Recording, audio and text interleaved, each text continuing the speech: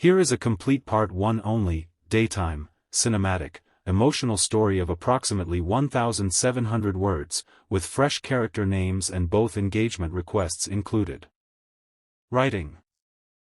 "Dad, they haven't eaten," the boy whispered, then the CEO looked across the restaurant and stood up. The boy's voice was barely louder than a breath, but somehow it cut through the noise of the crowded restaurant. His father had been staring down at the untouched plate in front of him, pretending not to notice the 3 hungry children sitting at a nearby table. They had been there for almost an hour, quietly waiting, quietly hoping, while the adults around them continued eating. Then the little boy leaned closer to his father and whispered 5 words that would change the lives of 2 families forever. "Dad, they haven't eaten."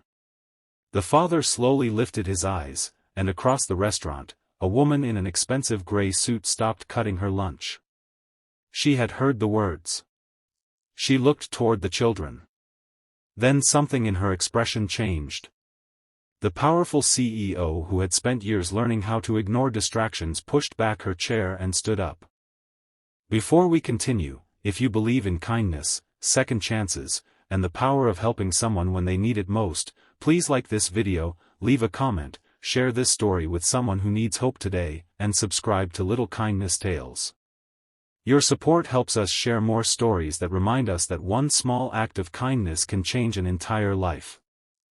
The restaurant was bright with afternoon sunlight pouring through enormous glass windows, turning the polished wooden tables into warm reflections. It was one of the busiest restaurants in the city, the kind of place where business executives met over expensive lunches and where every table seemed to carry a story of success. Waiters moved quickly between tables, carrying plates of grilled meat, fresh bread, colorful salads, and steaming bowls of soup. Conversations filled the room, mixed with the sound of silverware and quiet laughter.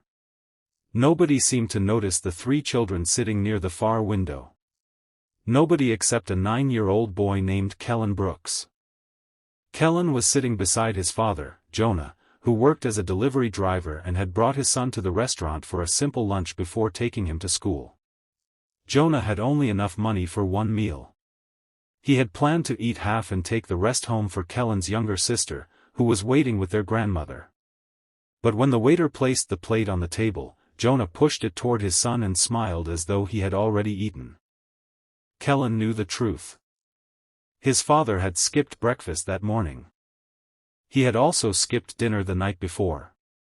But Jonah had become very good at pretending he was not hungry. Kellen picked up his fork, but he could not bring himself to eat.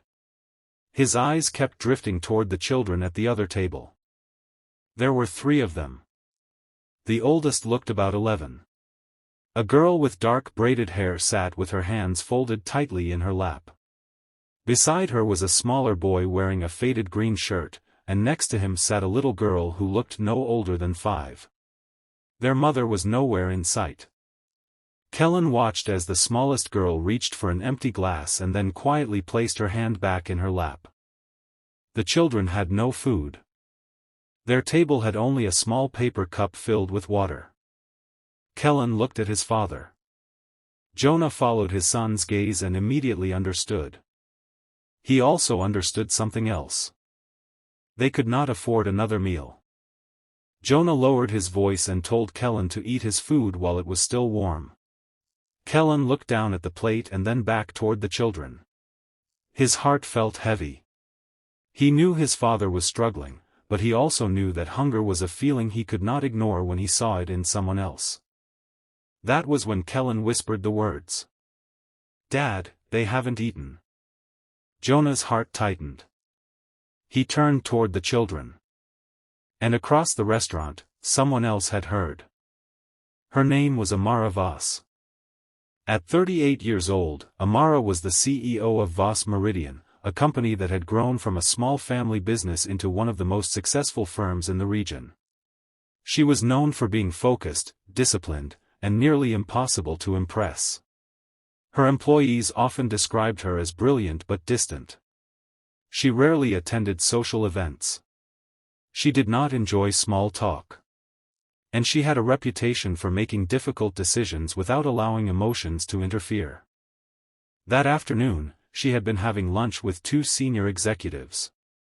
But she was no longer listening to them. Her eyes were fixed on the 3 children by the window. Something about them looked familiar. Not their faces. Their silence. Amara remembered being 9 years old herself. She remembered sitting in a hospital hallway beside her younger brother, Soren, while their mother waited for treatment. Their father had lost his job that year, and there had been days when the family could barely afford food. Amara remembered pretending she was not hungry so her brother could eat. She had promised herself that she would never become helpless again. That promise had made her successful. But somewhere along the way, it had also made her hard. She had spent years believing that strength meant never needing anyone. Now she was looking at 3 children who seemed to be learning the same painful lesson. Amara stood. Her executives stopped talking. She walked across the restaurant. The 3 children immediately became nervous when the woman approached. The oldest girl looked up cautiously. Amara knelt beside their table and asked if they were waiting for someone. The girl nodded. Her name was Naya. She explained that their mother had gone outside to make a phone call. They had been waiting for her to return, but she had not come back yet. Amara asked if they had ordered anything. Naya shook her head. She said their mother had told them they might get something to eat after she found work. The sentence hit Amara harder than she expected. She looked toward the restaurant entrance. Then she noticed something else. A man was standing outside the glass doors. He was watching the children. Amara's instincts immediately became alert. The man looked anxious, not dangerous, but something was clearly wrong. He was holding a phone and repeatedly checking the street. Then he walked inside. The children recognized him. The little boy immediately stood. His name was Tavi. He ran toward the man. The man caught him and hugged him tightly. It was their father. His name was Elias Reed. And he looked exhausted. Elias apologized repeatedly for leaving the children alone.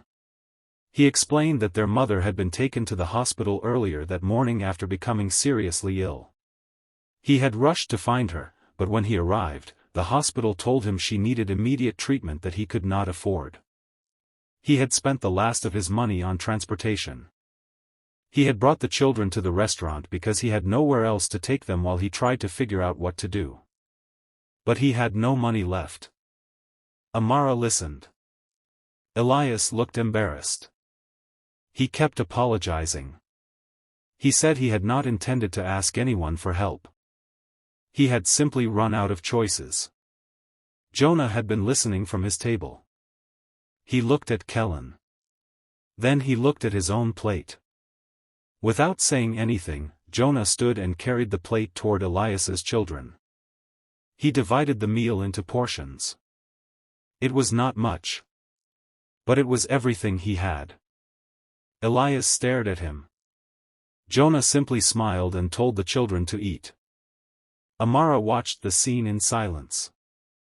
The CEO had spent the entire morning approving contracts worth millions. Yet the moment that moved her most was a struggling father giving away the only meal he could afford. Kellen smiled proudly at his father. But then Amara noticed something that made her chest tighten. Jonah had not eaten. Neither had Kellen. Amara looked at the plate. Then at Jonah. She suddenly understood. This man had given away his own lunch. She asked Jonah why. Jonah looked embarrassed and said that his son had been watching the children for several minutes. He could not sit there and eat while they remained hungry. Amara looked at Kellen. The boy quietly said that he thought everyone deserved to eat. That simple sentence stayed with her. Amara returned to her table and told her executives that the meeting was over. Then she called the restaurant manager. She ordered a full meal for Elias and the children. Then she ordered meals for Jonah and Kellen. But she did not stop there. She asked Elias about the hospital. When he told her the name, Amara recognized it immediately. Her company had recently donated equipment to that hospital. She made a phone call. Within minutes, she learned that Elias's wife, Maribel, needed urgent treatment.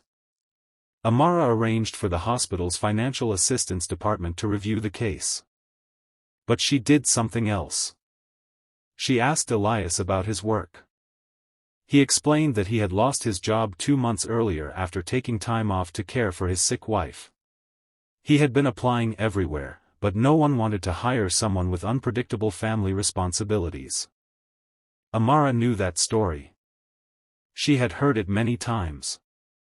People called it bad luck. Sometimes it was simply a lack of opportunity. She offered Elias an interview at her company. Not a charity position. A real job. One that matched his experience. Elias stared at her. He asked why she would help someone she had never met. Amara looked toward Kellen. Then she smiled. She said that sometimes the person who needs help today may be the person who saves someone else tomorrow. The restaurant grew quiet around them. Even the waiters seemed to understand that something important was happening. But the biggest surprise came when Maribel finally arrived. She had managed to leave the hospital briefly with permission from the doctors. She entered the restaurant looking pale and exhausted. The moment she saw her children eating, she covered her face with both hands. She had been afraid that her children had spent the entire afternoon hungry. Elias rushed to her. The children surrounded their mother. And for the first time that day, Amara saw the family smile. She quietly stepped away. But before she could leave, Naya ran after her. The girl stopped Amara near the entrance. She thanked her. Amara told her that she had not done anything special.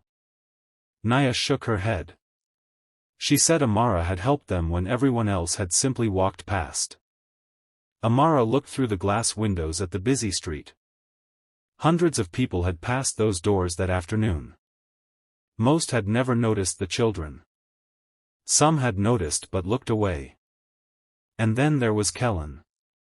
A 9-year-old boy who had noticed. A father who had shared.